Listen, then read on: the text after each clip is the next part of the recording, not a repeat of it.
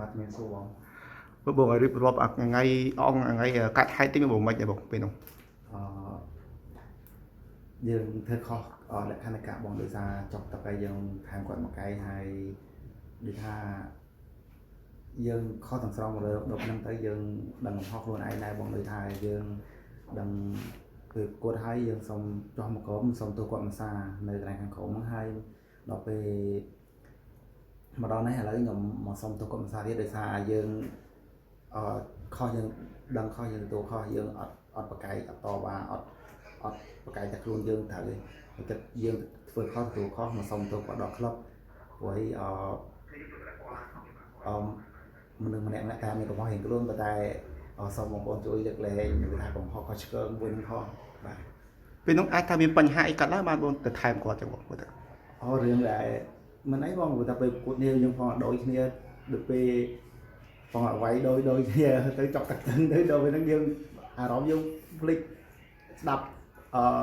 ដូចស្ដាប់ជួងយើងគិតថាតែយើងខុសបងដូចថាយើងមើលវីដេអូឡើងវិញទៅកន្លែងហ្នឹងគោះជួងពើហើយយើងវាយគាត់បាទបងទទួលស្គាល់កំហុសបាទជាសំណួរចុងក្រោយបងនៅពេលដែលបងកសាងកំហុសបែបនេះហើយមហាជនមានការរិះគន់បងយ៉ាងខ្លាំងនៅពេលនេះបងបានមកសុំទោសគាត់បងមានអ្វីនិយាយទៅកាន់មហាជននេះបងសូមបងប្អូនដែលគាត់រិះគន់សូមរិះគន់ឲ្យក្រុមសិលធម៌បងប្អូនខ្លះគាត់ឆាតមកកែមអបងប្អូនខ្លះឆាតមកជេរrồiជេរយើងជេរអាថោអីគាត់ជេរប៉ុន្តែអាហ្នឹងជាសិទ្ធិរបស់គាត់ទេដែលក៏មិនដែលពាក្យឲ្យថាអវិជ្ជមានមកលើថាបើសិនជាបងប្អូនខ្លះគាត់ខមមិនឲ្យយើងកែឲ្យជប់ធ្វើទម្លាប់បែបហ្នឹងទៅអាហ្នឹងខ្ញុំទទួលយកដល់ពេលបងប្អូនខ្លះគាត់ខមមិនមកមិននេះបងគាត់ជេរយកបរយបងប៉ុន្តែខ្ញុំអត់ខឹងគាត់ទេសារពេលខ្លះគាត់ឃើញខ្ញុំធ្វើទាំងវើអញ្ចឹងក៏វាអត់សមរម្យដែរដោយសារពេលគាត់មើលទៅក៏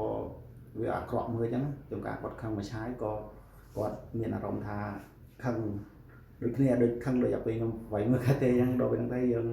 អត់មានអីមានតែសុំទោសបងប្អូនទាំងអស់គ្នាដែរខ្ញុំធ្វើកັບកិរិយាអត់ល្អពេលប្រកួតសុំទោសមែនតើបាទអរគុណច្រើនបងសង្ឃឹមថាមហាជននឹងលើកលែងទោសឲ្យបងចំពោះកំហុសមួយនេះឧបត្ថម្ភធំដោយគិតពីសុខភាពនឹកដល់ទឹកត្រចៀកកម្មប្លេកបឺតម៉ូតូអគ្គិសនី JB ធ្វើដំណើរ100គីឡូម៉ែត្រចំណាយត្រឹមតែ 2200 រៀលប៉ុណ្ណោះ JB កើនប្រាក់ចំណូលគ្រួសារមានសុភមង្គល